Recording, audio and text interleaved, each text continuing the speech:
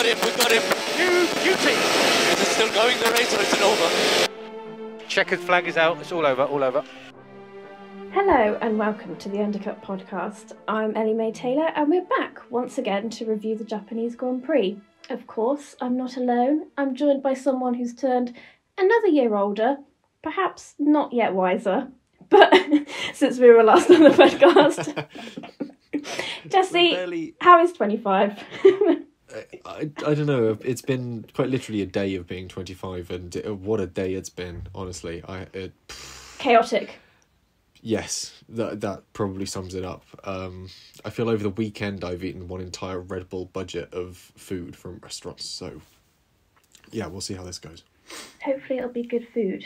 But it was good food. Going from the oldest of the group to the youngest, Thiemo, how are you? I'm pretty good, and I was going to be mean and say that maybe it's just the shower that Jesse just had, but he does look at least a year older this week compared to last week, so it's been a rough 24 hours perhaps on him, but we'll blame that on the food, shall we? I'll have you know I'm moisturised as well. And I've shaved. I should be looking young and fresh, but we don't want to go there. I could be here a while. That's what. Yeah, I got rid of the beard. Yeah. Straight out of the gates, Thiemo comes at me on my appearance. This is unacceptable. There's going to be a lot of that this episode, I feel like, and that's not even our fault. That's just the way that news has been. Yes, there's going to be a lot of us going at each other and at certain events. So we'll crack right on with things with what the hell has happened. And Thiemo, I'll let you take the first point. In shock news this year that nobody saw coming in any way, shape or form, especially in the last 2 months, Max Verstappen has been crowned the 2022 Formula One World Champion. And we're all absolutely flabbergasted. Spoilers, we are not. And Ellie-May might actually start rapping again, and we are going to be in crisis mode. So I'm going to swiftly steamroll on, and it wasn't a surprise, obviously. He's been dominant all season. Jesse put the stroke down. And yeah, it was just a matter of when and not if, really. Singapore was a bit ambitious. Japan, we thought it was doable, and again, finishing the race, we didn't know if it was doable or not because we didn't quite know what the heck was happening due to mainly Sky Sports and the FIA not being totally clear on everything, but we'll get to that.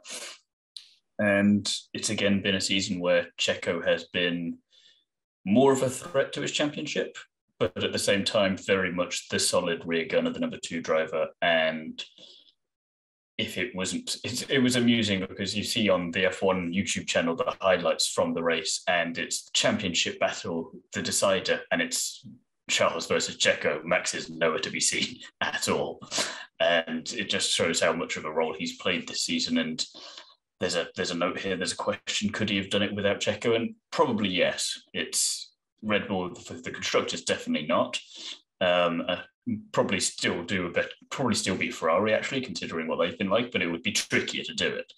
But Checo has definitely helped him, but I don't think he's been in a league with Max at any point. None of the other drivers have. Charles at the beginning of the year, perhaps, but again, as Charles himself has admitted, Ferrari, they've got the car, they just don't have everything else nailed down, whereas Red Bull, they have everything, and I feel like Max, if he saw a bad strategy, he would just do his own thing and tell the team what to do, and he would still be fine. A bit like we've seen from past world champions. In Lewis is the one that comes to mind immediately. In terms of, we're going to try this instead and make it all there. So Ferrari and Checo definitely helped him, but he was also the biggest help to himself. And it's amusing considering where we started off the year: Bahrain, DNF, Australia, DNF. And he's won by a ridiculous amount with 4 races left to go, and makes you wonder how many more championships he's got left in him. I mean, the rate he's acquired his first 2 and the demolition he's put in place this year to get to that second one so quickly and so ruthlessly suggests that there's going to be another 2-3 championships in him, certainly, especially if it's going to take a few teams to start sort of giving me at least a season or 2 to start putting up a fight against Red Bull. And again, some of this now depends on what we know that was released late this afternoon and potential knock-on effects through following seasons, but on Max Verstappen's level, he'll be driving at a level that should secure him a world championship. I mean, you said he started the season sort of with 2 DNFs. He started somewhere around nearly 50 points shy of Charles Leclerc, way back down the standings.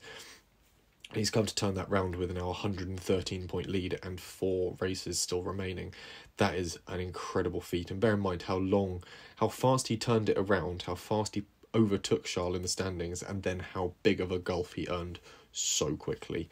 That is where I would say that it's not necessarily how much has Checo helped him, but how much Ferrari has helped him, because whilst he's doing everything he's needed to do week in, week out, Ferrari have been, if Max is punching in his time card every time, Ferrari have been missing it and headbutting the time card slot every single weekend in one way, shape or another. And it just goes to show that, yeah, you can have a fast car, or in the case of Mercedes, you can have 2 excellent drivers, but if you don't have the car, then it's you're not going to be able to put it all together there. And arguably with how uncompetitive, I want to say, every team is outside of the top 3 in relation to the top 3, you do need Ferrari and Mercedes to really get their ducks in a row for next year if they stand any kind of a chance to beat Max and to present and to at least make it more challenging for him to get another one. If he goes down to Abu Dhabi again and he gets it, then fair enough. At least he's definitely earned it. But it'd be nice to see that battle drag out a bit longer. And when you've got drivers like Checo, not a bad driver, I don't think he's in the same league as Leclerc and Hamilton and Russell, arguably on their day, but he's still a big threat. And Lewis, obviously, we know what he's capable of. And George, it's the awkward thing of, we've said it before, wait until he gets a good car, gets the Mercedes. First year Mercedes is a bad car. So it's frustrating that we have that in a way, because you want to see that battle. And I think at the rate things are going, Mercedes might sort their situation out before Ferrari do. But at this point, we just want someone to be able to compete with Red Bull, because that Adrian Newey designed possibly the most successful car ever in his history. It's very reminiscent of Vettel 2013, but that came at the end of the regulations window, not at the beginning, which is why it's concerning for everyone. Newey had that chance to build up to a sort of pinnacle car. This year, he's come out of the gates with a pinnacle car, and there's chance that a lot of the development will have come into play already, and that next year's car will already be quite a strong vehicle. The question I wanted to ask before I sort of shut up and Ellie-May have a talk on this was, on the Perez front, is how does Perez stack up as a second driver at Red Bull? We've now seen him in that seat for 2 years. I think it's fair to say he's outclassed Gasly and Albon in that seat, considering how close he's been to Verstappen. Obviously, he came home on Sunday 30 seconds down the road from Max. Admittedly, he was battling Charles Leclerc a lot of the time. But would you say he's more of a Mark Webber at Red Bull? He's that sort of that absolute driver that Red Bull needs. I would say he's not quite Mark Webber yet, because whilst he still probably has the better chance out of everyone else and still in that fight for second place of finishing second, Webber, I think, was a more complete driver and was able to take it to Vettel more often than not, whereas Checo, I don't think he's ever really been in that position. In the times he has been, Red Bull have kind of like, and he's moved aside accordingly, and played the team game, which is fair enough, because again, in 2020, he was looking like he was going to be out of everyone completely. He's very grateful for Red Bull, and that's exactly why he was happy to play second fiddle to Max all of last year. And if you'd asked me last year, would Max have won the title without Checo? Probably not, because he played a much more instrumental part there, quite a bit like Bottas, you could argue, for Lewis as well. But this year, again, Checo had less involvement there. And I think next year it's going to be very interesting, especially like the first 5 or 6 races, to see what Checo does, because he wants a world championship and he still might not have, or he's just ignoring the post from Red Bull saying, no, you don't get one of those. Whereas Webber, I think, just never even, he changed his posting address so that he never even received those messages, so he could at least go for it and be more ruthless about it. So I think Checo is definitely the best one since Webber. Maybe, I don't know, actually, Ricciardo was fairly good as well, though. Ricciardo and Webber are still the top 2, I think, for me, but then Checo is not far off. If it depends very much on 2023. Yeah, I would have put... It's difficult because Daniel Ricciardo was at the start of Verstappen's Red Bull era, and I would say out of the two at the start, Daniel Ricciardo was the better of the two. But in this sort of Max Verstappen era we are in now, he's just unmatched. And it's not just his driving ability, but it's now his personality and how he brings himself to every race. He's cool, he's calm, he's collected. It is Lewis-esque. If you look at the similarities, they do kind of have that same similar vibe with them. They're just there. They can do whatever they want outside of the racetrack. They come in, they deliver week in, week out. They're going to get the maximum out of it. And it doesn't matter if they've had an absolutely terrible time outside of the racetrack. They're going to come there and they're just going to do exactly what they do best. Yeah, and I think whilst Max loves racing, I think it's almost a sense that it's not his whole life. It's not, I don't think we're going to see Max Verstappen be here when it's like at the same age that like Fernando is now, or even Lewis at like 36. I don't think we will actually see Verstappen then, because I don't think he really even sees himself in Formula One at that point. I think he thinks, yeah, I love racing and this is what I do, but it's not my whole life. This isn't my full personality. It's not completely who I am. To his ambition was to win a world championship. He's done that. He's done that twice now. Thiemo's disappeared. And there isn't getting... I can hear you. Am I back? You're back. You're back. Okay. Max was saying that he wants to win a championship. He's done that twice now. And he was saying that after he wins a championship, there's nothing really left for him to achieve there. And he's not really corrected himself on that one since. He's not said, 3 would be nice or 5 would be nice, or I'll go for the all-time record. He's just kind of enjoying himself. And that's why I think he could get 3 or 4. And then who knows, maybe that'll be the kind of the next Nico Rosberg story. Instead of sticking with Red Bull to the end of his current contract, he just leaves at the end of 25 before the new regs kick in, and you replace maybe one Dutchman with another with De Vries and give him a chance. I mean, it's very possible, but I think that's the thing. He's got nothing left to prove, and because Lewis, I feel like he wants that 8th title. He only needs 1 more, whereas Max, okay, he's already on 2, but he's another 5 just to level, get it level, and then it's another one on top of that. That's a lot of stuff, and especially if the new regs work as they're supposed to, and everything keeps getting closer, then that's going to become more and more difficult. And maybe that's exactly what he'll need, but at the same time, will his motivation be there? Is that what he wants?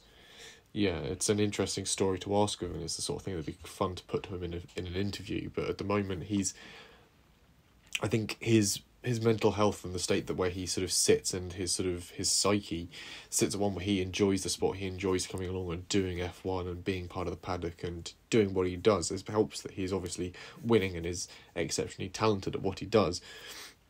But that keeps his enjoyment, his excitement, his investment in it. And I think he'll keep doing that until it gets to a point where it no longer has that reward for him. It no longer has that sort of... It could almost come at a point where he is so dominant that he becomes bored, as opposed to he can no longer be dominant. It could be almost the opposite of that, where he simply goes, this is no longer presenting the challenge I sort of relished. He'll get to a point where he looks back at 2021 and goes... no, I could do with that again, the fun of having to push every race. And yeah, it'll be interesting to see how he does. But I mean, there's a brilliant quote from Alex Albon saying Max will sort of, before the race, be sitting in his sort of trailer opening up FIFA packs and stuff, and he's got this sort of very stable attitude to the way he goes racing. He keeps himself in sort of very much a clean sort of mental zone, prepared for the race. He comes into it with a very focused aspect. He sort of he's honed a way of developing himself before a race, and yeah, the team at Red Bull, those around him, have helped sort of construct a F1 machine, as it were, and produce someone who is capable of just going out there, driving a damned good F1 race, and then almost switch that side of him off, and he becomes sort of fun, enjoyable Max Verstappen. You look at the videos that Red Bull put out where they sent Max, Checo, Pierre and Yuki around Tokyo on some sort of almost Top Gear-esque challenge, and you look at the humour, the personality side of it, it hasn't yet drained him of his love and passion for the sport and made him a sort of a Nico Rosberg almost. He has one thing that's left on his mind, and it's Formula One. And you ever speak to Nico Rosberg, you see him in TV interviews, he's, oh yeah, I beat Lewis Hamilton in equal machinery. Max Verstappen hasn't He did. He doesn't mention it a lot, but Max Verstappen hasn't gotten to that point. He's beaten Lewis Hamilton in pretty much damn equal machinery. Last year, those two cars were pretty much on par. But I heard there was more ketchup on the Red Bull than on the Mercedes, but that's just hearsay. We'll see. We're still undecided on how much of a gap there is in the rear wing. We weren't allowed to touch it, but he's still got a sort of a personality. The sport hasn't ground him down yet, and that's after 2 championships. Look at what it did to Nico. Like an Alpha Tauri. Let's watch it happen. Let's see how it goes there. But obviously, it took one full championship mount to try and win, and that ended Nico Rosberg. It sort of broke him in a way. And you look at what Nico Rosberg had to put into that championship fight. It does make you wonder. The chair's playing with his wife. My last point, because we have so much to get through. I wonder if it had been Lewis that won last year. After all that, like you say, it took a championship. It took Nico 3 championship challenges to finally beat Lewis. If Max had lost last year, it would be very interesting to see, knowing what we know about the cars this year, how much that still would have played into his mindset for this year. And okay, it's a lot easier to beat Lewis now, but Charles is there, and maybe it'd be the opposite case of the team's perfect, but the driver isn't. Whereas with Ferrari, the driver's perfect, but the team isn't. And maybe we would have had a closer championship fight. But again, that's just a big what if. Well, I think the key thing is that it's hard to put Nico Rosberg and Max Verstappen side by side, because Nico Rosberg, there were huge tensions obviously within Mercedes. He was at a point where he had a family and he just thought, you know what, this isn't worth it anymore, I'm moving on. Whilst with Max Verstappen, there's harmony within Red Bull. So unless Checo or another teammate brings the fight within Red Bull are going to stay completely harmonious until someone brings the fight to them, I guess. Maybe. We'll have to wait and see. Speaking of De Vries, Ellie-May, there's news from the sort of French and Italian teams. Yes, I'm sure it will come as a shock to you all. It's been announced that Pierre Gasly will be racing alongside Esteban Ocon at Alpine, making it a whole French affair. And, I'm not one for gloating, but I may have a couple of podcasts ago said, what about De Vries to AlphaTauri? I don't think that's called gloating anymore. I think that's called looking at everything and just following basic logic. No, after the Italian Grand Prix, I think everyone was convinced that was going to happen. Well, I don't know, because somebody mansplained me on this podcast and were like, nah, this isn't. I wouldn't do something like that now, would I, Ellie-May? Yes, you would. But did I in this instance? We'll replay the tape and check. It will remain a mystery. But anyway, Gasly's moved on. You look more worried than I do, Jessie. I'll put it like that. As a result, it means that it marks the end of a 9-year relationship with Red Bull, which has had its very public ups and downs. But it also means that then he's now going from something that's sort of lower down on the grid to a mid team at the minute with Alpine.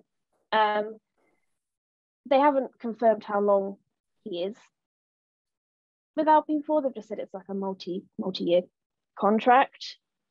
But it's one of those things. I feel like it's a great move for Gasly, but it's a bad move for Alpine.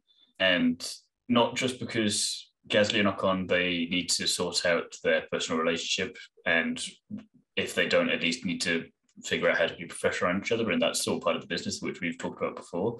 But I just think if you're Alpine, you've got a solid driver in Ocon who's been doing pretty well this year, and you're essentially just cloning him in Gasly, because their statistics are very similar across the board. And again, I know that there's pent-up feelings maybe with Daniel Ricciardo between him and Alpine, maybe more on the Alpine side. But if you're looking to advance your team into a race-winning and potentially championship contending team, you should have gone for the proven race winner, the guy that is the closest to Fernando Alonso you're going to get. There were rumours on Sky Germany that they were approaching Vettel to come and replace Alonso because it would have made the most sense in terms of like-for-like replacement. And I think if you can't get Vettel, then you get Ricciardo because, again, nothing against Ocon, but I think Ricciardo is better at building a team around him when he knows that they're all properly invested in him and that they are capable of pushing themselves forward. And he'll have more of that hunger because he's towards the end of his career, whether we like it or not. Not necessarily this year, but whenever he comes back, and then when he leaves after that, I don't think he's coming back after that. And I think he would be better to keep pushing them forward like Alonso has been doing. And maybe I'll be wrong, but I feel like I should be more excited for a Gasly Ocon lineup, and I'm not feeling it. Well, you look at the relationship that Pierre Gasly has created around him and AlphaTauri. I think he can do it. He is very close to Franz Tost. I mean, he couldn't do it with Red Bull, but maybe Alpine is where he can. And I think there has always been underlying sort of talks between when it used to be Renault and Gasly, and now it's obviously Alpine. So I think the connection was always there, and it's kind of just been a case of when is it the right time? And now it's sort of, I think it is the right, well, it's the right time for Gasly, definitely. He had to get out of Red Bull because, well, he was never going to go up to Red Bull. So was he going to then just be stuck in AlphaTauri for the rest of his career? It's one of those things. I feel like not necessarily a problem for Gasly. Like say, if you're Gasly, you're doing that move. It makes most sense. But I feel like with this announcement, with Vries as well, and with every other bit of driver news we've heard this season, aside from Alonso, but even then a little bit with Alonso to Aston Martin, they've all been logical. None of it has seemed very Formula One. And there's that craziness that comes with it. Like when Bottas to Alfa Romeo, like, okay, that's interesting. He could have gone to a few different teams. He chose this one. Then the year before, where you have Vettel, he leaves Ferrari for Aston Martin, which was so unknown at that point, and was still Racing Point at that moment in time, and Sainz to Ferrari and Ricciardo to McLaren. It all was kind of like, whoa, what is all of this? Whereas this year, you're like, Piastri to McLaren, makes sense. Alonso to Aston Martin, bit left field, but makes sense. Gasly to Alpine, like, yeah. But if it was Ricciardo, I feel like you just like, ooh, I wonder, can he go back there? Can they just kiss and make up and then not only trounce McLaren, but maybe go after Ferrari in the process, because we didn't know about what the situation they were going to be in at this point. And I don't know. I ain't feeling the love. You say it's maybe safe, but is it? Because obviously Ocon and Gasly have previously not gotten on. I mean, they're safe in the sense that you've got two solid drivers who, in theory, should be able to just. You're not taking much of a risk in terms of you only have to worry about them when they're near each other on track. As we see when Ocon is next to literally any of his teammates, he will fight them way harder than anyone else, which is kind of what you should be doing anyway. But it just, in that sense, it seems like the safe option. I will say on this, I think we're underestimating Esteban Ocon. Obviously, he was pretty close with Danny Rick through their second season together at Renault. And look at the performances Esteban Ocon is pulling out of that car. Potentially, if you put Danny Rick into that car now, we might have seen a podium once or twice. Obviously, we saw Esteban Ocon come home fourth this race in challenging conditions, holding off Lewis Hamilton around a circuit where we did prove you can overtake in those conditions. A lot of people were making overtakes. And that Mercedes is a significantly better car with a 7-time world champion in it, and he couldn't get past Esteban Ocon. Clearly something about Ocon in that car works well enough that they have a competent package. I feel that Pierre moving there is going to be, I don't want to say a second driver role, and I don't want to say he's going to be outshone by Gasly, but there is going to be a clear preference within the team to the driver they have signed for God knows how many years from here till eternity in Ocon, but they are going to make the most use of Pierre Gasly, someone who's been through the Red Bull Driver Academy, someone who we know to be fast in Formula 2, Formula 3, someone who's proven that with a good car under them, someone with a supportive team around them can be fast and competitive. They've got a strong lineup. It's not the strongest on the grid, but it is a strong and stable base from which they can develop. And if we look at the trajectory that Alpine have been on for the past few years, developing with a strong, stable driver base that is open and good at communication seems to be their forte. And I think to that extent, yes, while it is a logical, a safe move, it's one that everyone could see coming from a mile off, it could have some strong points to sort of come out of it. And the last thing I will say on that before we move on to the other bit of news before we get to the juicy stuff is that the key word when you were saying about Ocon just now is he was close to Ricciardo. He didn't beat him. Ricciardo kind of did more or less wipe the floor with him, and it was only at Sakir that he got on the podium again. And again, once Ricciardo was out of the team, he flourished a little bit. We saw that last year, but that was Alonso finding his feet. As soon as Alonso was back up there, he was still then the only driver over time to get on the podium last year was Alonso. And okay, Ocon close this time with fourth place. But again, that Mercedes, the straight line speed isn't there. So how much of that is down to the car or down to the driver? You've got a solid midfield car in a good position with a car that we know is plagued with more issues than potentially the Alpine is. It's just it's certainly better and worse, very track dependent, whereas the Alpine has, for the most part, looked pretty solid throughout most of the tracks, if I'm not mistaken, which I may be, but I'm trying to think. There's nothing glaringly obvious sticking out at me there, aside from Singapore, but that could be because of Ellie-May's excellent strategy that she gave to Alpine to use some old engines so that they can just get rid of them. That is true. I did say last podcast, didn't I? That that is. I forgot all about that. Anyway, forgetting all about that and moving swiftly on. Ricciardo has ruled himself out to be on the grid next year, more or less. Well, he's not official. Oh, come on, go on then. Jesse's going to edit around all this. No, I'm going to leave it in like usual. Why do we have to have hour and a half long things? Because you just can't be bothered. I think, we'll just say quickly, just a bit more on who's filling that empty AlphaTauri seat. Nick de Vries, who also turns out that his actual name is Hendrik. Did not know that. Someone's been on Wikipedia today. I have. Yes, he's going to fill that AlphaTauri spot with Yuki. It was a long time coming. F2 world champion, former E1 world champion.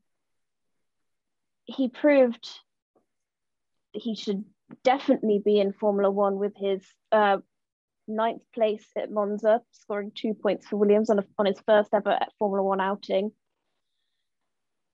He also has the only driver to have 100% point scoring record this season. Jesse. It's a true statistic. There's a lot of context that goes into it, but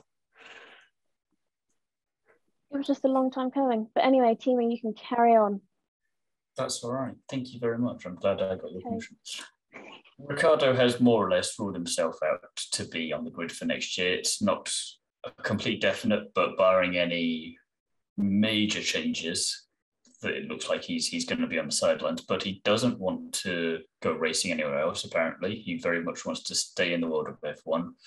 And going off rumour mill around the paddock from various people, and again from the press conference a few weeks ago when Lewis and other drivers were saying he deserves a place on the grid, it's looking possible and interesting that he would be a Mercedes reserve driver next year, which could be very, very interesting actually, because he would get some FP1 sessions then, and it would be quite fascinating to see what he could do in that Mercedes, especially if they can improve it and keep building on what they've been doing this year, to see how that would compare to Lewis and George. What that means for his end game, not sure, because he'd be looking to go back on the grid for 2024, which you think, well, what's available then? Depends on a few places. Red Bull potentially, but because again, we know contracts ultimately mean nothing. if the people want to make it happen badly enough. Would he go back to Red Bull? Stranger things have possibly happened. I don't know what they are right now, but it could. Alpine, maybe it implodes with Gasly and Ocon, and they decide, yeah, you know what, we should have gone with Ricciardo instead. And he decides, yeah, no, right now, give me another 10 million for being a dickhead. Or maybe he goes to Ferrari. I could see them having a terrible time of it again next year of their own doing. And either Charles or Carlos just saying, you know what, screw this, I'm out of here. And Ricciardo is maybe the saviour that they've been looking for.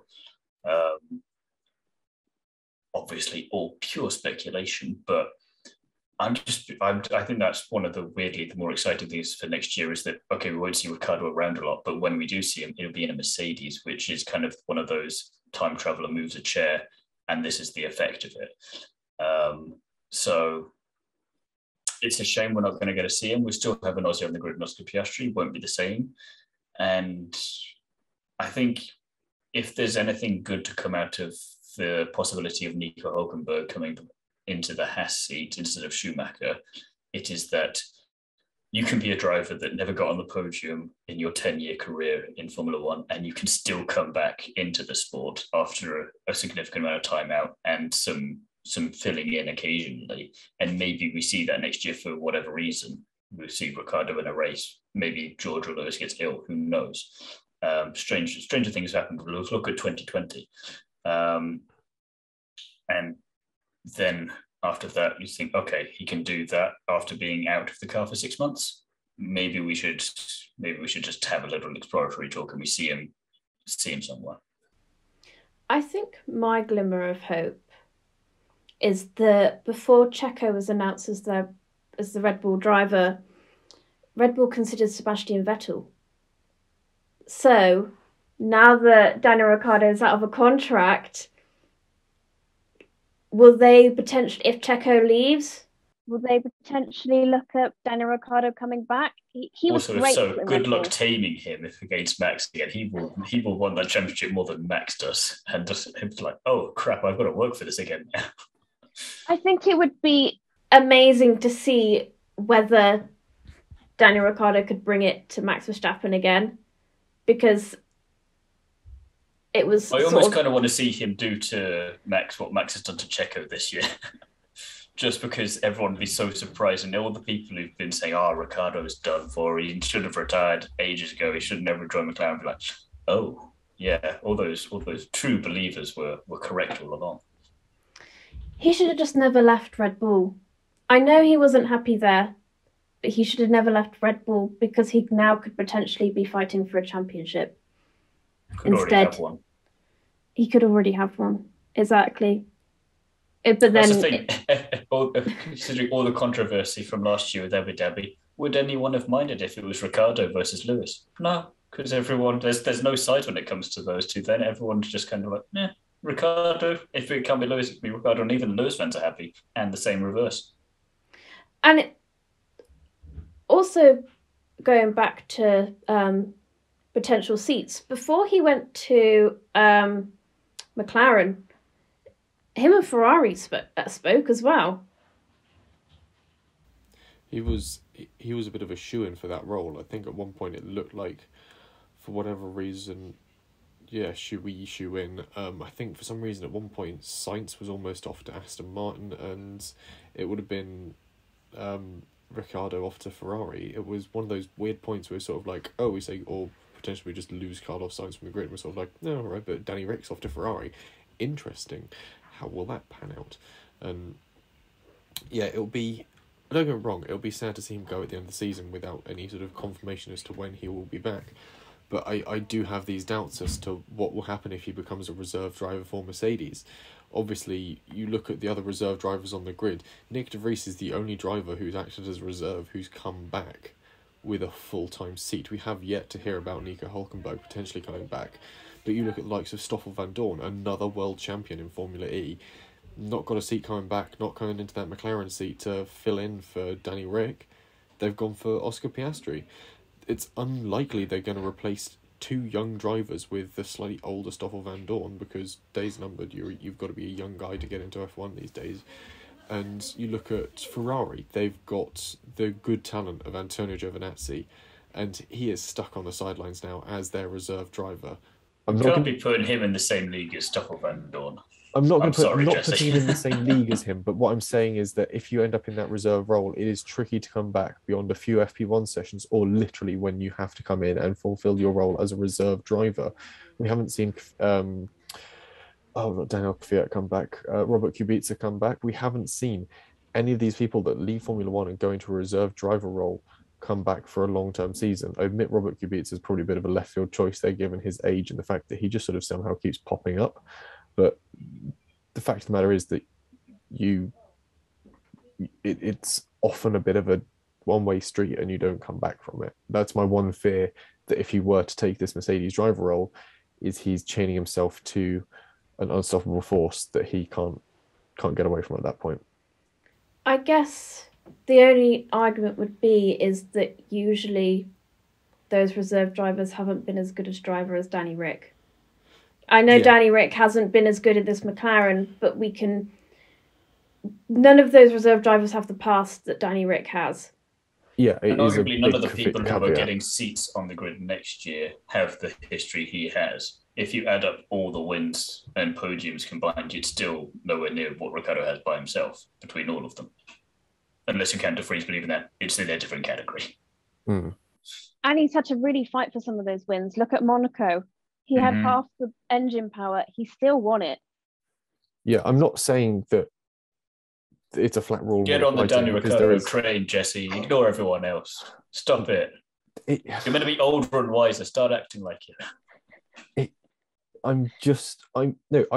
I'm not on the train, but I'm fearful of where that train is going. I want to get on. I'll push you under the train if you keep going on this. I want to get on it, but the chalkboard where it says destination, it's currently unknown, and I don't like that. That's what's exciting about it. It's adventurous. Get on board. Stop being so boring. It's a career, not a ghost train. I'm not in this to be terrified.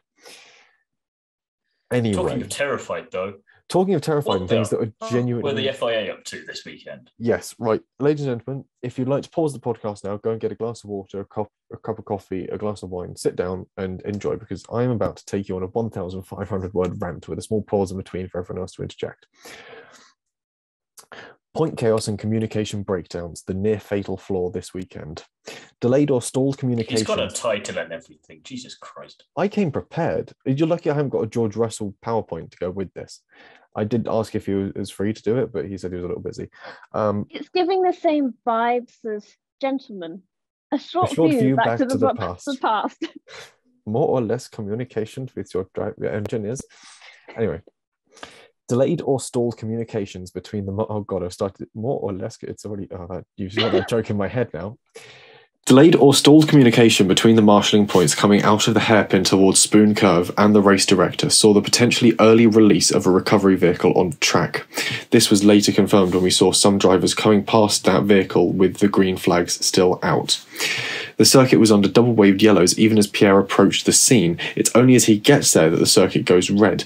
In these conditions, standing on the brakes to shed speed, going through a turn in the pouring rain where another car has already aquaplaned is not best practice, especially when you have a vehicle on the circuit taking part in a recovery with a marshal, barely visible, stood on an active circuit in the racing line with the car proceeding towards them at speed. At the time, within the rules of the flags being shown, at the end of this, the stewards did decide that Pierre's penalty was handed to him for turns 14 through 15. This is the run out of Spoon and down to 130R. He was not handed a penalty for turn 12 where the recovery was going on. He was at the time respecting the delta under the safety car approaching turn 12. The red flag was then displayed too late for him to react and brake safely with the tractor and the marshal right on the racing line to his left. The stewards deemed this was a fair reason, and as a result, no penalty was handed out for the turn 12 thing. The problem is, the FIA might use this as an excuse to say, there we are, problem solved with that, we'll move on. From my view, the penalty that was handed out is quite fair, because at that point, after the Spoon Curves, Pierre Gasly was speeding under red flag conditions. But the FIA and race directors owe Pierre an apology for leaving him to rocket towards a high percentage chance of death with no communication. So having a vehicle and pedestrians on the circuit with no communication of this to drivers, especially in these conditions, is unacceptable. In Formula E, it's base rule to inform drivers when there is a recovery vehicle on circuit. This same rule does not apply in Formula 1. It is up to teams, engineers, to confirm this to the drivers. Fact is that no one knew until the cars arrived at the scene that a digger was on the track recovering the vehicle, suggests there was a major flaw in this chain. Thiemo, you have a point. I will also add, because I had a commentator in my head and I was trying to place which motorsport series he was from, and ELMS and WEC, they have the same thing that Formula E do. They have a voice coming over, it's like the voice of God, and it's saying full course yellow in 3, 2, 1, and then it comes on. It just goes to all of the cars immediately, or takes the teams out of it completely because it just goes straight there. There can be no mistaking it, and then if someone does mess about with it, bam, we know about it straight away. You're done for, mate. Get in it. I want to say IndyCar. Why is that so difficult here? Yeah, I want to say IndyCar have something similar as well, in that you get word on when areas of the circuit are either going yellow or green from race direction. I don't recall any real issues with that this year, and I've watched most of that season. So exactly. Anyway, where was I? So we've got a recovery vehicle and pedestrians on the circuit with no communication of this to the drivers. We have the safety car approaching the scene unaware that it is approaching a digger. We have the drivers in spray. You look at the visibility of even the drivers at the front of the pack. They cannot make out that there is a crane, let alone a small single person, even clad in high-vis, stood at the front of it manhandling Carlos Sainz's car off the circuit. Whether this marshalling team and recovery vehicle appeared on track prior to confirmation that they could enter, or they responded to their OK from the director faster than news could reach the drivers, is unclear at this point in time, although evidence is suggesting that potentially it's the former and they were early responding to the accident. Through the spray, this came as a surprise to the drivers in the safety car chain that there was a marshalling team and vehicle on circuit. Clearly news was slow getting about, and in these conditions that could have proved fatal. The rate and efficiency of communication between race directors, stewards and marshals needs to be improved for the safety of all concerned. This goes beyond the safety of the drivers. Look back for the onboard camera of Carlos Sainz's car as it's being recovered and try and spot the high-vis clad marshal through the gloom, and then tell me if Pierre approaching at what was deemed an acceptable speed through the spray would have been able to spot the marshal too. Retrospectively, the luck we saw on circuit in the opening laps of this race was astronomical. While this weekend proved that the race directing team have neglected to carry anything forwards from the tragic loss of Jules Bianchi, it also proves that over a longer time span we've either neglected to learn or since forgotten about the death of both Tom Pryce and 19-year-old Marshal Frederik Jansen van Vuren at the 1977 South African Grand Prix. Look it up if you don't know what I'm talking about. It's shocking. Having recovery teams on track as cars pass, especially in poor conditions, is a recipe for disaster. Clearer rules need to be laid out with regards recovery teams on track, both personnel and equipment, for the safety of all involved. Yeah, I don't like the speeding after spoon, separate thing, fine, deal with that. But I don't care what the circumstances are there. That track to the truck, it should never have been there in the bloody first place. You've got a 2.5 hour window afterwards where you red flag a Grand Prix. Is it going to kill you to wait 5 minutes to do that? It's not going to kill them, but it might have killed Gasly, and that's the bottom line of it here. It doesn't matter. At the same time, you can be annoyed at saying he was maybe speeding, even if it wasn't. Say like on some of the cars, there was still a green flag there, and it only just went red just as he got up there, so he would not have been able to slow down that in that amount of time anyway, I don't think. And even if it was the case where he was going too quick there, I think the driver knows what's safe on the track in those conditions because they're the ones in it and they can feel it. It's dangerous when there is something that they do not know is there because they have not been told because of a rule that doesn't exist, that exists in other motorsport series that are all FIA, and that's why is it not a rule in F1? There isn't really an explanation for that and hasn't seemed to. If they don't mention that in the investigation they've opened into this, then what are they actually investigating? Because it just seems like it shouldn't have been there.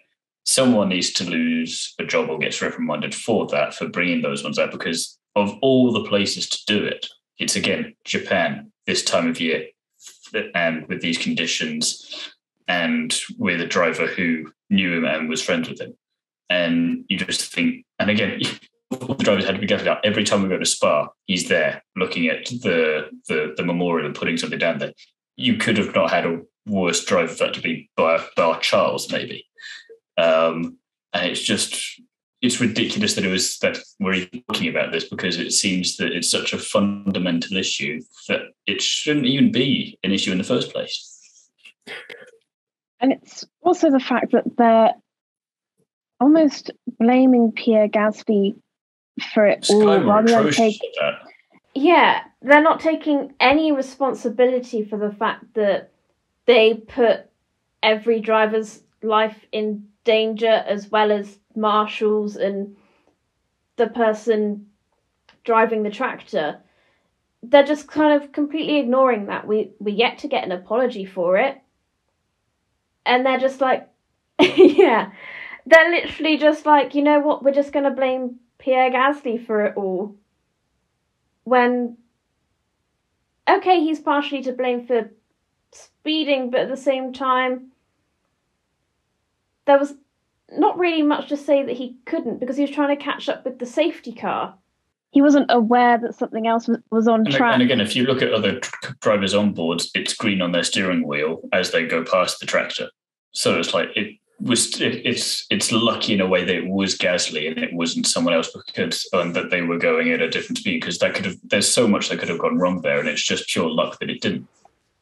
And it's also, in this day and age, should we still just be relying on the lights flashing at the side of the track or something going off on your steering wheel?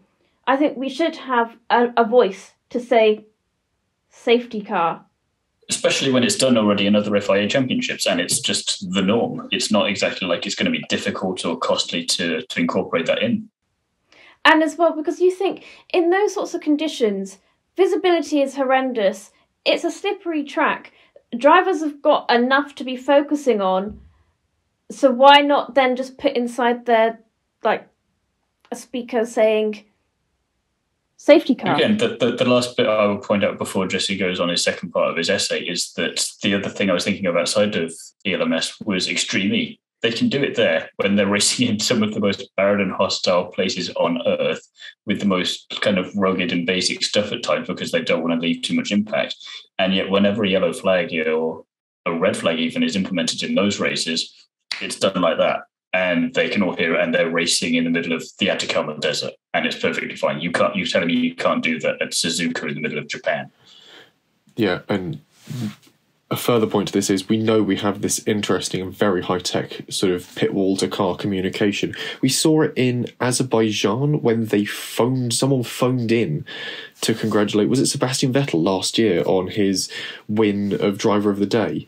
I can't remember what it was, but there was a weird point where a commentating team from their base in Biggin Hill, London, was able to phone in to Sebastian Vettel's pit radio to commend him for Driver of the Day. If we have that breadth of communication, why do we not have a grid-wide system to inform drivers when there are obstacles on track, hazards on track, red flag conditions, marshalling teams out there?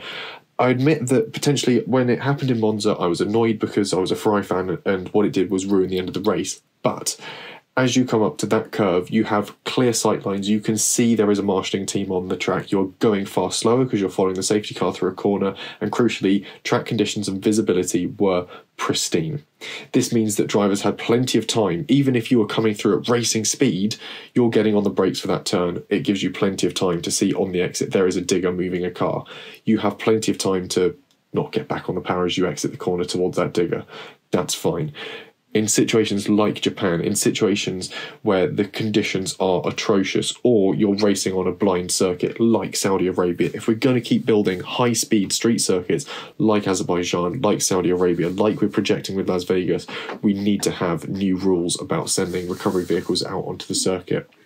I'm glad we didn't see any on track during the Singapore Grand Prix, because again, wet conditions around a tight street circuit where there is so little room for error, it would have proven to be incredibly dangerous, and the fact we got away with it in Japan was fantastically lucky. I'll go on with the rest of my essay unless anyone says a final point.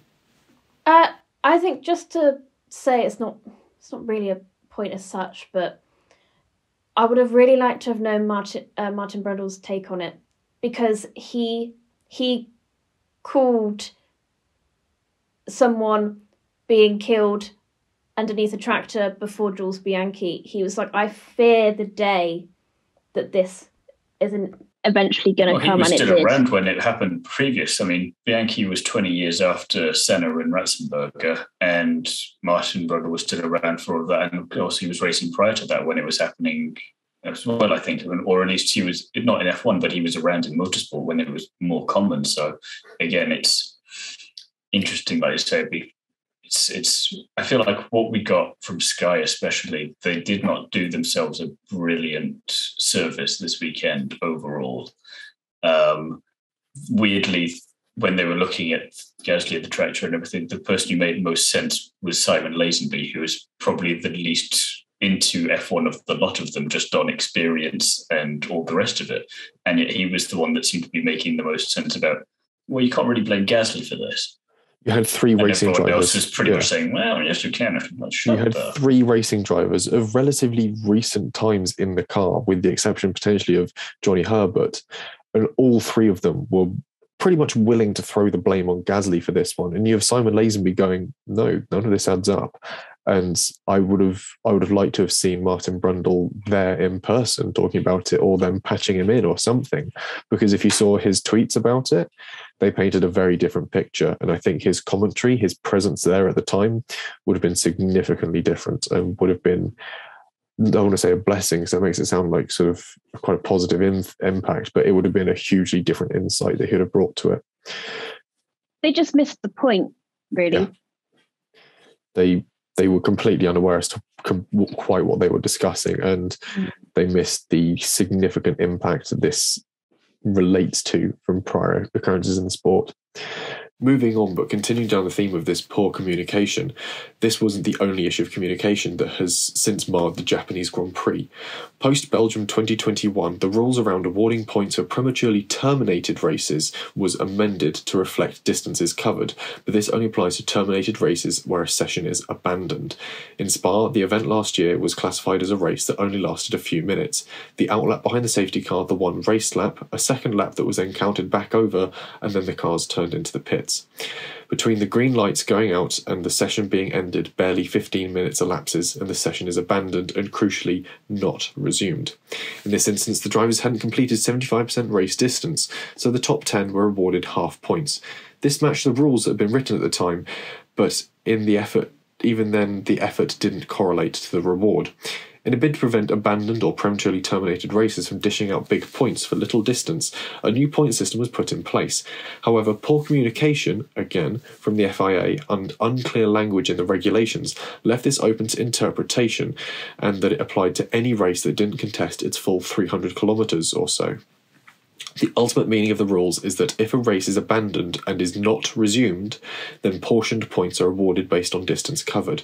If a race is resumed and reaches its terminating distance of 300 kilometres or the 3-hour race window that starts when the green flag is waved, then full points are awarded, even if the distance isn't covered. See Singapore, last race. We didn't cover the complete distance because we had the race 3-hour window started.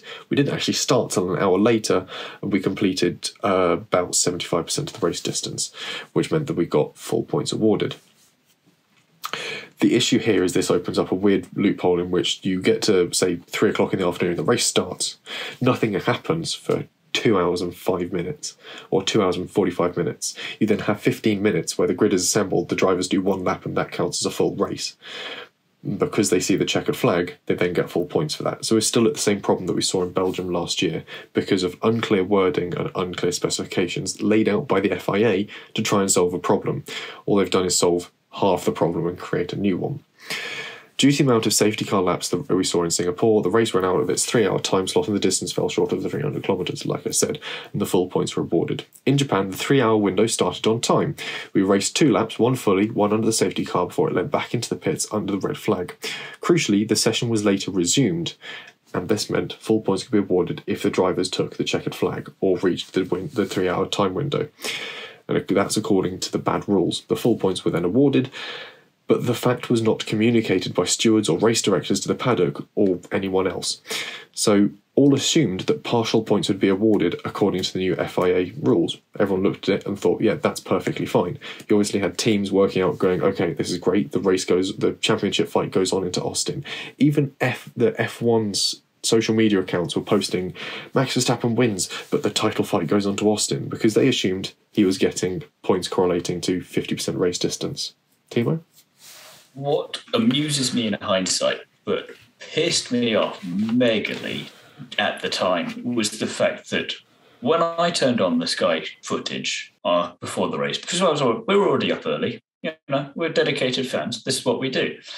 Crofty was already harping on about all the different configurations that it would take for Max to win the championship. He's got a whole bloody wall next to him full of information and stats and numbers that he eats for breakfast, because he doesn't have anything else to do in his life, apparently, apart from occasionally commentate on darts, which makes a lot of sense in hindsight.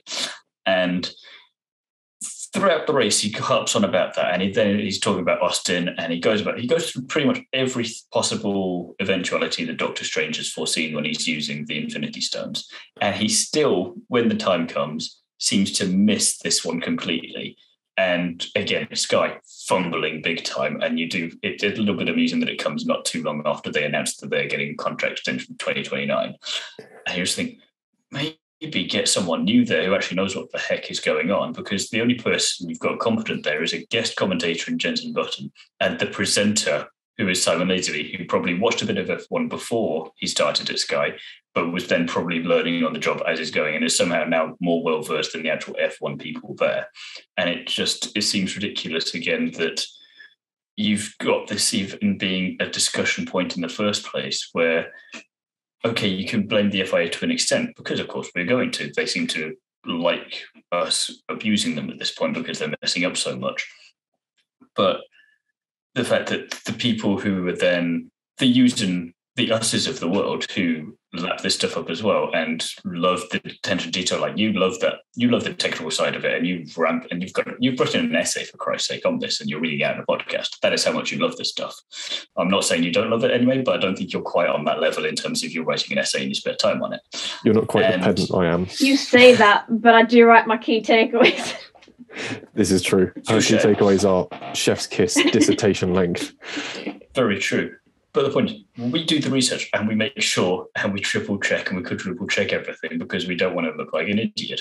And they're doing it on TV as the sole people with the sole rights to F1 in the UK, and is what a lot of people around the world hear. You have it in Australia, New Zealand, America.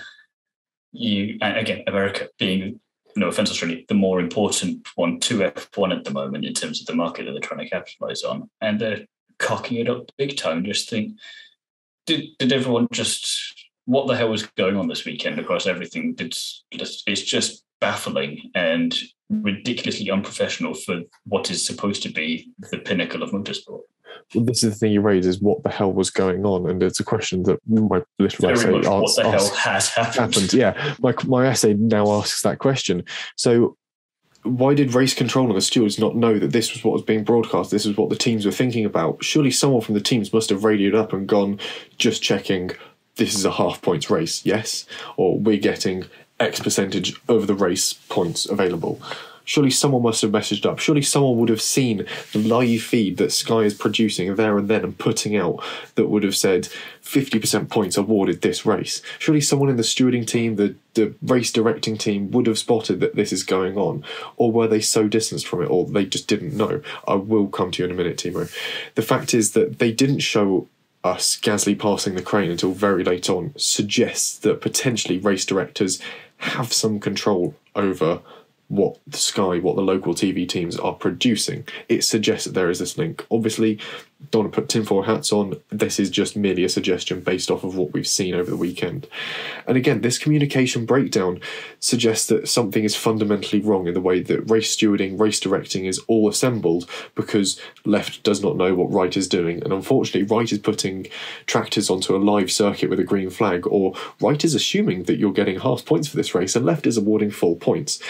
and it's unclear constantly. The FIA is in a bid to improve a rule that was shown to be out of touch, and it's actually worsened the situation with its own vague wording. It wouldn't have taken much to have a banner at the top of the TV feed akin to the ones used to display news about penalties that state that unless the race is further stopped and not resumed, full points will be awarded. This would have made things clear to teams, drivers, commentators, and thus also viewers and spectators at the circuit. Bear in mind how many thousands of people watch Sky Sports and watch the feed from Sky. You've also got 90,000 people sat at Suzuka that had no clue what was going on with regards to the end of that race. I can see the intention of their rules. I can see what they were getting at when they refined these rules. They were trying to avoid over-rewarding races that haven't completed a significant distance. Retrospectively, that rule makes sense. Retrospectively, however, is not good enough when we're talking about the pinnacle of motorsport. The fact that it's taken so many people so long passing through FIA documents, old and new, looking at FIA press releases, looking at the details about this sort of half-point system where a previous release came out in 2001, over 2 decades old, to ascertain quite how they came to their conclusion, shows that more needs to be. Documents that are older than Yuki Tsunoda or Oscar Piastri, they're older than 10% of the grid. We're looking at things like this to try and ascertain how the points are awarded. It shows that something needs to be properly done to clarify the system. And it is, much like the rest of the communication from the race directors and stewards this weekend, wholly unacceptable. And it would be the perfect point for a Daniel Craig James Bond cameo to walk into the FIA and say, got the latest thing from Q Branch. It's called a radio. Yeah. A radio, which we know they have, because previous years, they've televised that radio in use. We know that that link exists. Why is no one using it? We knew before this point that that radio was in use, but then it sort of got televised and it sort of ruined it. Should the radio still exist, we're no longer televising it. It'll have gone back to its intended purpose, which was to allow the stewards and race directors to inform teams what the hell is going on. I agree. I did read the regulation. It's not. It kind of does cover it, but kind of doesn't. Like, it says Article 6.5. If a race is suspended and cannot be resumed, points for each title will be awarded in accordance with the following criteria. Then they go on to, if it's 25%, it's this many points, 50% is this many points, 75%, it's, full. So I think, actually, the wording itself kind of makes sense in why they then awarded 4 points, because it does say this point system is only awarded if it cannot be resumed, and the race was resumed. So you have to know that second, you have to make the leap of judgment in that second half and just assume that this is what, you have to interpret basically 50% of what they've said. If someone gives you half a sentence, you have to fill in the second half in this instance. I think the key wording there is 3 letters of cannot be resumed, which is, I think, what a lot of us, I say us, not the general public, but I think there's 2 issues with the communication here, rather than the rules itself, in that the FIA had a 2-hour window where we weren't racing, where they could have been like, we're doing this because this is the rules. Or they could have even said it in Singapore, because we were talking about point systems then, because we didn't know how long the race was going to be. So they could have clarified this all up, and we probably would have been like, oh, okay. And as well, because then we would have had clarity on the situation.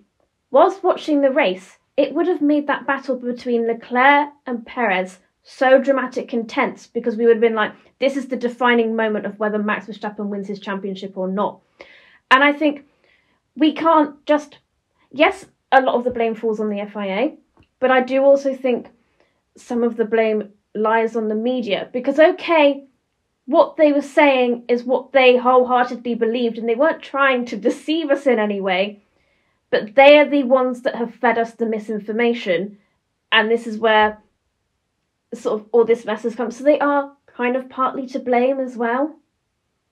No, I'd say that's I think the only to person who can solve this, because this is going to be something where FIA don't know what they're doing. The throw a strategy, figure out the unfigureoutable, is Christopher Nolan, because he literally lives and breathes those kind of things in his films. So I think we need to hire him to come and figure this out, to make an F1 film.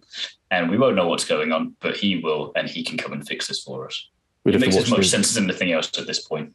We'd have to watch his film backwards and it would all of a sudden make sense. But we'll quickly, before we move on, because I know it's not actually written into our list, I want to touch on very quickly again, I won't go on for the full rant about this one, is the Leclerc-Perez battle that came to fruition at the Casio Triangle at the final lap. And the interesting statements that were released by Mattia Binotto saying that it's interesting how last race it took them quite a while to come to a conclusion about Sergio Perez's penalties. This week, they seem to have done it within an instant. And that is very true. And interestingly, the way the penalty was applied to Charles Leclerc, it works sort of backwards to a Formula E rule, which is the idea of if you cut a chicane, the idea is you have to imagine that chicane is completely hemmed in by a wall. You have to come to a complete stop before resuming your race, is what you do in Formula E. The idea is, again, here that you can't just simply cut the chicane if you're leading to try and retain your lead. And while it's tricky to, in this instance, find there was a lasting advantage earned by Charles Leclerc, it did look at one point as though he was getting this penalty for his over-exuberant defence of Sergio Perez, which I personally would have awarded that penalty for, because it is a bit of a Charles Leclerc move, forcing someone to the outside of a circuit to try and defend a vital position. See Monza 2019, where he did the same thing with Hamilton coming out of Curva Grande. The fact of the matter is that that penalty did come surprisingly fast, I think, because it was quite cut and dry. They were able to put it together. There wasn't a need to get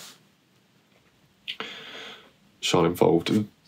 Yes, but also the other half point to this is that Perez was absolutely miles off this point. He had dropped back to about 0.4 of a second away, coming through 130R. He was nowhere near Charles. So it wasn't really like Charles would have lost out or would have potentially been battling him through the chicane at that point. It's just simply a case of Charles' mistake drew him close, but not necessarily close enough to have made the overtake. So it's a bit of a messy one, basically. Who wants to go first?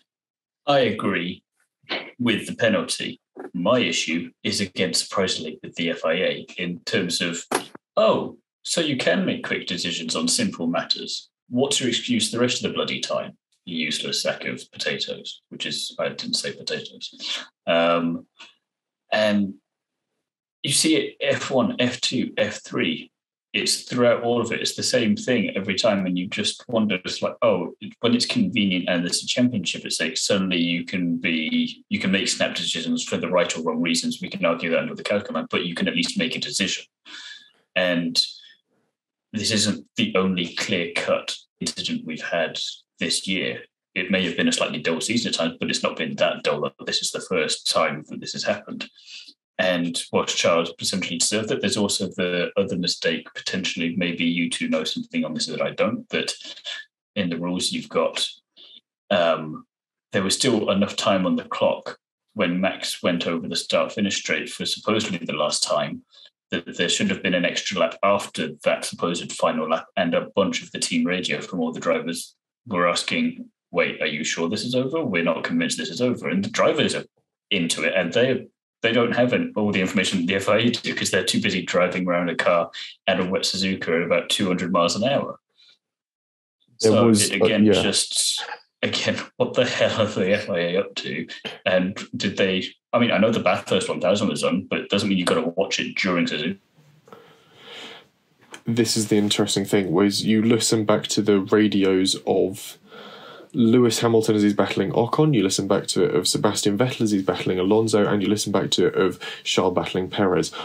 All six of those drivers in their individual battles think as they cross the line, they're now coming onto the last lap.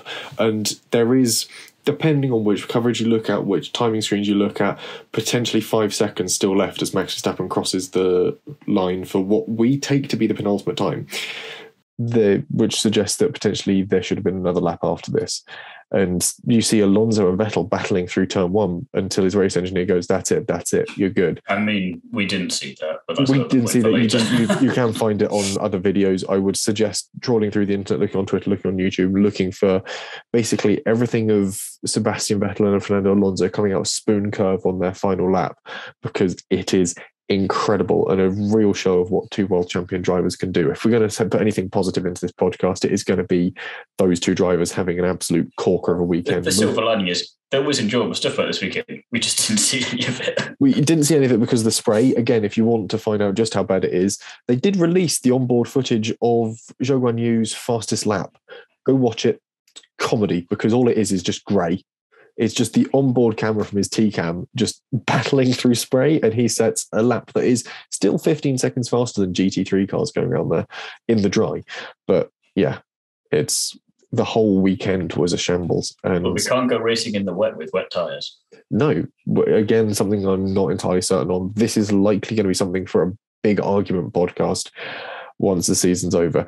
Ellie-May, anything to add on before we throw you the fun ball of cost caps?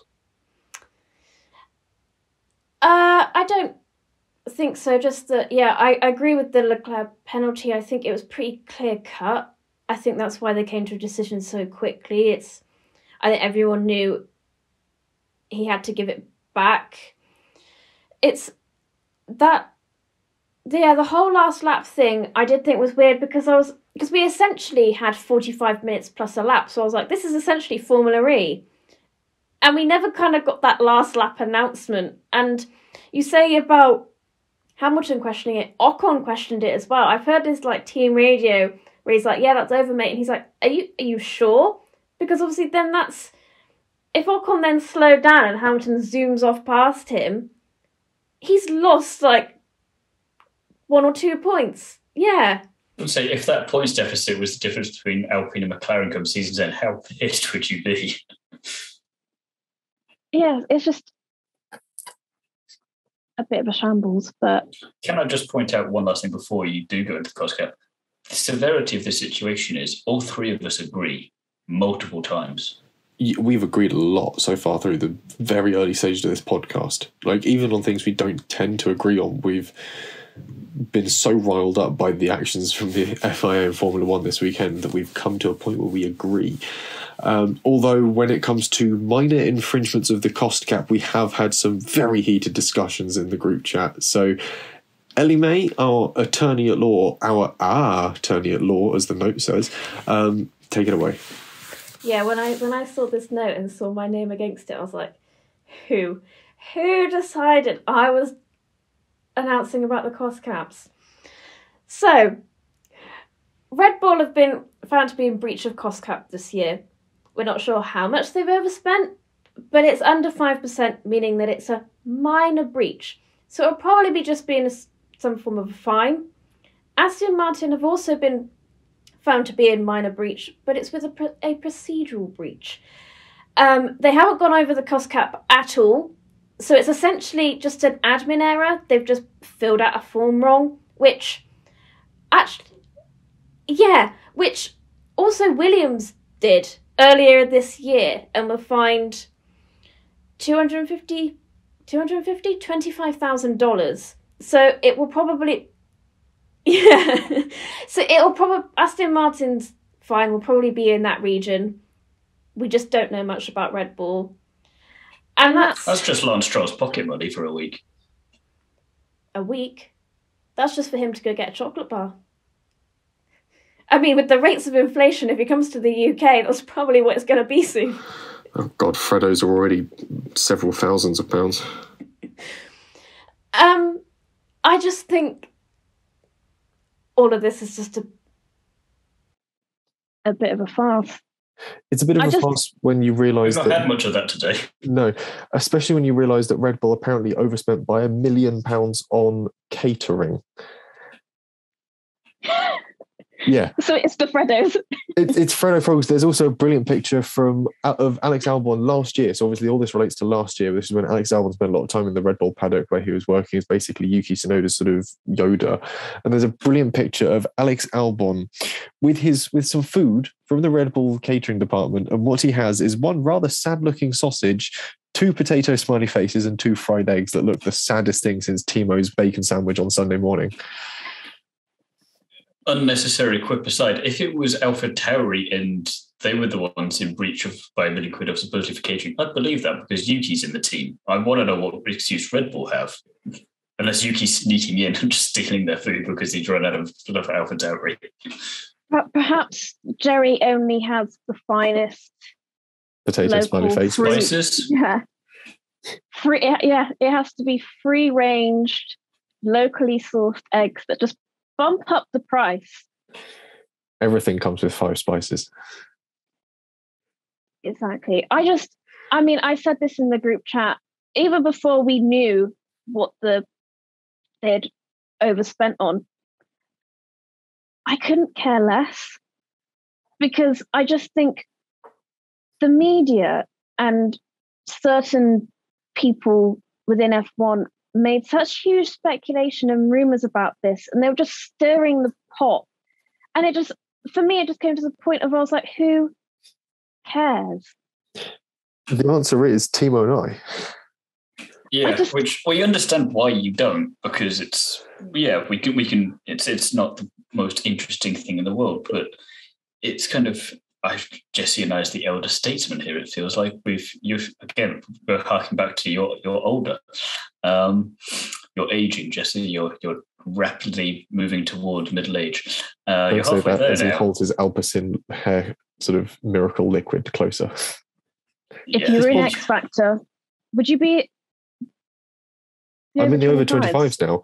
Yeah. I will also say this Ouch. podcast should be brought to you by Alpecin Caffeine Liquid Hair Energizer. Is that how we get them to sponsor us? God help us. We do, or they Anyway. eventually pay us to stop saying it. I like that strategy. But yeah, the reason we care is because whilst rules may have been bent or whatever before, it kind of not really the point that with all the media, rightly or wrongly, that it's gotten the attention for it, the FIA do need to act on it now because it's got the most attention than anything else has got before, regardless of if you agree with anything from previous penalties or not. Because of so much attention being given to it, if they ignore it now and they just have some financial penalty, which really isn't going to do anything because it doesn't make any difference whatsoever, then it won't stop any other team from doing that in the future. And they'll just decide, if it's 20 million to do this, then, or 5 million or whatever, if it's not on food or anything else, if it's actually on something that matters, then what's to stop them? And that's why I think you could take 50 points off Red Bull, for example, in the Constructors' Championship. It wouldn't make a blind bit of difference for this year. But you do it, and you shush, and you do it to show that it doesn't matter what it's for. You overspent. It's a minor breach. It's not a it's a breach, but it's not really a breach because nothing's been breached. It's still a breach. You've gone over. You've spent over. It's not like, if you thought that you've spent 500 quid into your overdraft, you back out, we don't mind about that. No, we do want that money back at some point. And it's the same thing here. It doesn't matter what you spend the money on, you've still overspent, and you need to show that there's consequences for it. And so that, Red Bull, they're in a privileged position this year that they've got a massive lead out front. But if this was a different year, and if the regs are going to work as they're supposed to, and everyone closes up much more nicely, you shouldn't be able to get such an outstanding lead. And it would actually make a bit of difference. It just shows that we're not messing around. We're not just going to fine you a bit of money and everyone be on their way and forget about it, because otherwise it just kind of takes the piss a bit.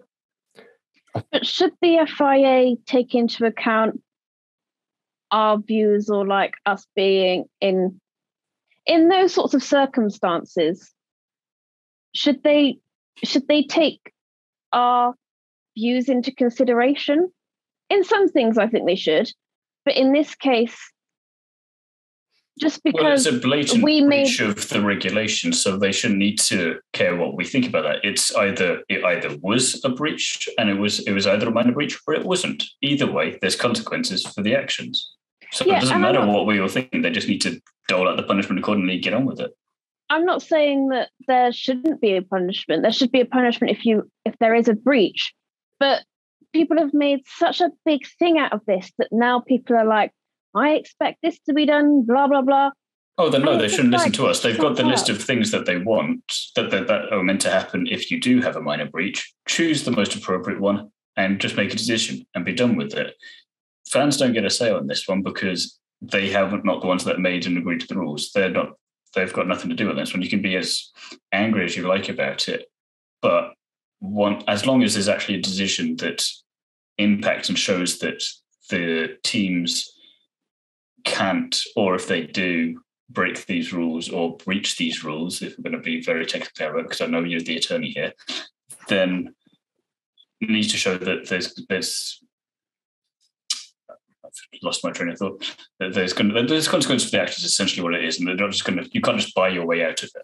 There's so much money in F1 these days that if you fine Red Bull 100 million, for argument's sake, it's not really going to make a big difference to them in the grand scheme of things. They'll get that back from Red Bull from a couple of days. I just think where do you draw the line with a minor breach? Do you then count teams putting more engines in their engine pool as a minor breach? And then you get a penalty to go to the back of the grid? That goes back to what we were talking about in the group chat, though. It was you can make them, it's different to using them. It's loopholes. That goes back to you need to tighten up the rules so that you can't interpret them in these ways. And that's not going to necessarily piss off the teams because it can lead to some really clever in-box thinking, which seems out the box, but is actually well within the rules and is not a clever loophole. It's not breaking anything. It's not a breach. And you get a Braun 2009 deal where they couldn't overspend if they wanted to, and they still managed to come up with the best bloody idea that stumped the likes of Ferrari and Red Bull and McLaren, who were at that point still all right. So that's where I draw the line. I think it's a line that has to be drawn, but equally it is that case of where, and then it's a case of how you enforce it and making sure it's enforced to stop people crossing that line. This is the first time they have done this. Equally, we have to. I'm not going to say we have to give. Yeah, I'm not saying we give Red Bull some leeway on this, but we give the FIA and everyone some leeway and some time to appropriately figure out how they're going to do this. Because obviously they might have gone into this, probably went into this assuming that it was going to be a bit of a gentleman's accord and everyone was going to go, no, we're going to stick to the budget caps only for them. And then they go, okay, just to be on the safe side, we'll ratify this. We'll send the accounts around and check everyone's done this. And then all of a sudden they've gone, bagger, someone hasn't. And then they've had to go, did we think of anything to do if they don't? And then they've gone, no. So now they've realised that potentially the thing they've brought in, they might have to actually police it as well, which seems to be like an ongoing thing with the FIA and Formula One is bring something in, then forget you might have to police that at some point in time. But I'm aware that we've spent a lot of time already talking about news things and we still have one relatively big thing to talk about and still finance related somehow. I can relate it to the cost cap though, because I would suggest that if there is a financial aspect to Red Bull here and they have to pay some monies, instead of the FIA just absorbing that and we never see where it goes again, why not use it to fund W Series for the rest of this year? Because W Series has been forced to conclude early in 2022 due to financial issues, as we talked about in our W Series episode following Singapore last week or two. I forget time at this point, last week. Very long weeks at the moment, forgive me. And it's after supposedly an American investor backed out that would have secured their future for, I think, at least the rest of the season and potentially 2023. W Series itself hasn't completely folded as of yet, but it doesn't look good. And they're focusing now on securing stuff for 2023. We don't know what a calendar would look like, how soon that would be, how many races that would consist of, how many teams that would be. This is also, whilst racing on the same weekend as Formula One is not actually supported by Formula One in put your money where your mouth is. We'll talk about We Race as One and improving diversity, and we want a female driver in F1, despite some of the things that Dominicali says that doesn't help himself or F1 in that particular matter. And it's just all very sad, and also means that for the fourth time this year out of 4 championships, Jamie Chadwick is crowned W Series champion off track, similar, which again is not what we want. We've had that with F1 this weekend, F2 and F3 both due to red flags in Monza, cutting the race short and drivers having to wait around a bit and figure out if they'd actually won or not. And now we've had the same with W Series, who Jamie probably at home having a nice cup of tea and just sees and he's, W Series champion for the 3rd time. That's nice. I got it. So W Series has gone to shit. That's not so good. And you've got to think you've got a lot of crypto-based teams who've put a lot of hard work into building these teams up and securing financing. Courtdale comes to mind. They had exclusive NFTs just with the prime focus of we'll sell these, making a bit of money, fund it back into the team and W Series itself.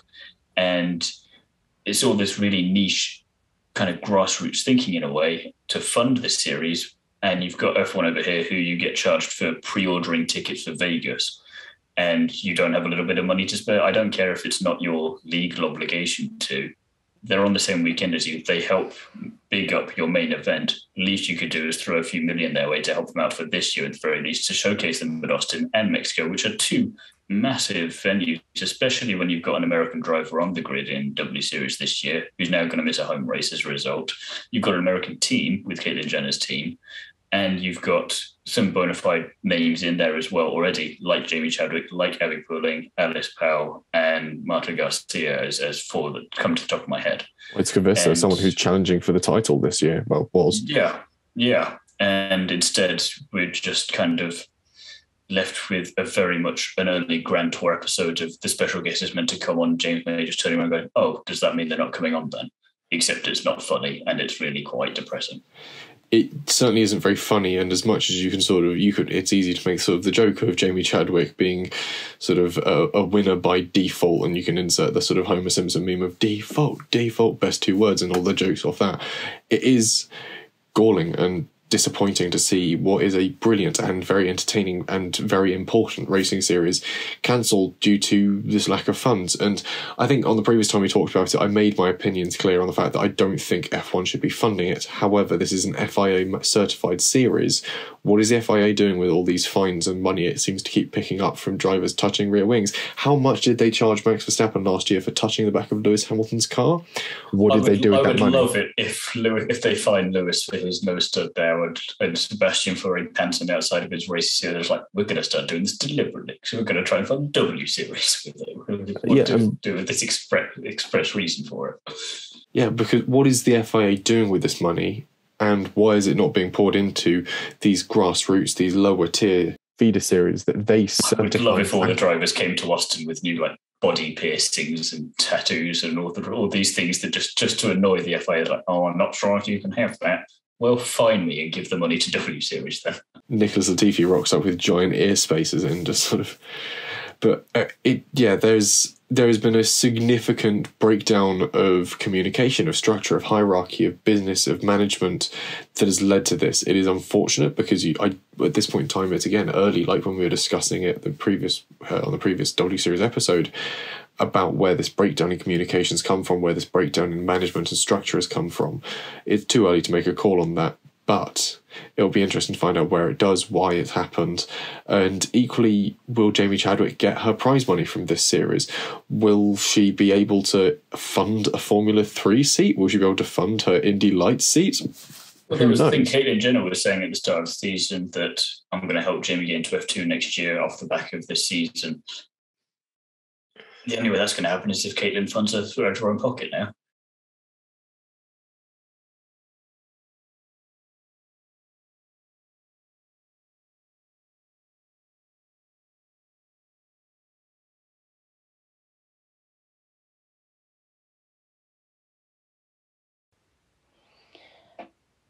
I just think it's such a shame because as well, it's a good series. It's not boring despite sort of Jamie running away with the title kind of.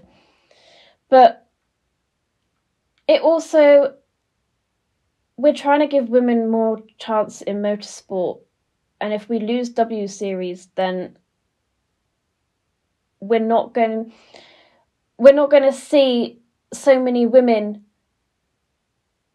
on screen, and as well with it being cut short, what does this mean for the drivers next year? Like, if Jamie had carried on this whole season, would F2 look at her and thought, oh, you know, we might give her a shot, and now they may not think about it.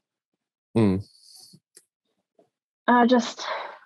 there's the wider implications beyond the drivers as well. Obviously, you've got all the people associated with running a fairly major sporting series. You've got engineers, mechanics, the people that make up a 7 or 8 teams that make up a W Series. I put a point in there that there was a W Series mechanic, Claire Collins, and through her work in W Series, she's now working at Alpine because she managed to get the experience she needed there to go and progress there. And you just think, how many other missed opportunities like that are there going to be? We ignored the drivers for a minute there. As important as they are, they can't even get on track without these people, and how many of those opportunities are now just not going to happen as a result of that. And bear in mind that W Series, sort of its extended role is not just promoting female drivers, it's promoting female talent within motorsport. That does not strictly apply to the drivers. And like you said, we've seen that happen with mechanics getting promoted to Alpine. And you look at, I was watching I think it must have been qualifying or late part of a practice session on Friday, and there was female mechanics in the Williams garage, and you look at it and going, this is having a positive impact. We're seeing this diversity coming through. And what's going to happen now that that's stopped? Hopefully that diversity stream that started is going to keep flowing. Hopefully it's that seeing these people on screen doing these roles is going to keep drawing people in, and they'll sort of go in through Formula 3, Formula 2, they'll go in through GT, WEC, IMSA, other spec series, and they'll sort of find their way in that way. There won't be the direct route the W Series offers, but hopefully that sort of the capillary effect will still be drawing people in, or drawing women into these roles. The last thing I'll say before we move on is the only female driver was Tatiana Calderon in F2 this year, and she came in through IndyCar. And you think, and that was after she'd been out of it in 2019. She went off and did several other things, and then got the chance to come back in after being IndyCar again this year. And you just think, as great as that was for her, that should not have been the method she needed to get back in there. And if that's how long it takes her to do it, and she has to go outside of the official ladder that you've got to climb for in the first place, then what chance do the people who are at the bottom of that ladder actually have? Yeah, it's a different point now. I was just going to add on to those sort of more behind the scenes that you think people like Charlotte Sefton, who worked with McLaren, had a very stable job, left last year as head of PR to come to W Series and is now potentially out of a job next year. It's like people have risked kind of their livelihoods to try and make this, what do you call it, like ecosystem series make this series work, and it could all just be now it's not going to be for nothing, but it's another one of these open goal opportunities that F1 has so many of at the moment, and the FIA, and they're just not taking it. And the reasoning is, nah. There is none. Anyway, it's sort of a flat point to conclude nearly an hour and a half of what the hell has happened. It has been a very busy... I'm going to suggest that we split this podcast into 2 parts. You release one part of it on Wednesday or Thursday and the second at the weekend, as we have a week break.